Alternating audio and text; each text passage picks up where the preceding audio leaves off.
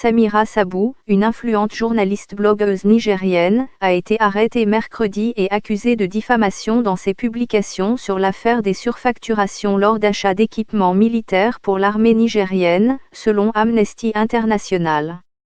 Dans un communiqué, l'ONG Amnesty International note que Samira Sabou, journaliste respectée, a fait son travail légitime d'information sur les allégations de surfacturation et de matériel non livré révélées par l'audit du ministère de la Défense.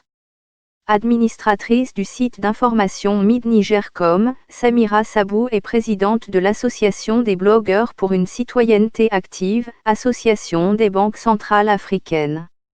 L'accusation de diffamation à son encontre par le fils du président de la République n'est qu'une manœuvre de plus pour saper son travail et celui de tous les activistes anti-corruption qui dénoncent les allégations de corruption dans le pays, selon Amnesty. Niger, Amadou condamné par contumace. Amnesty International considère que son arrestation et sa détention sont arbitraires et rentrent dans le cadre du harcèlement judiciaire des acteurs de la société civile et des médias afin de les faire taire, assure Amnesty, qui demande sa libération.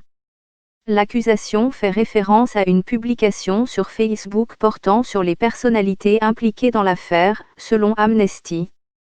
Ce post du 26 mai, encore visible, accuse un homme d'affaires et ami du fils du président de capter les marchés du ministère de la Défense au nom du fils du patron. L'affaire des surfacturations fait grand bruit au Niger après la diffusion sur les réseaux sociaux d'extraits d'un rapport d'audit sur ces irrégularités. D'après ces extraits, ces malversations ont causé un manque à gagner de plus de 76 milliards FCFA, plus de 115 millions d'euros, pour l'État du Niger entre 2017 et 2019. Le 15 mars, de violents heurts avaient opposé les forces de l'ordre et des manifestants demandant des sanctions dans ce scandale. Au moins 3 figures de la société civile sont encore incarcérées.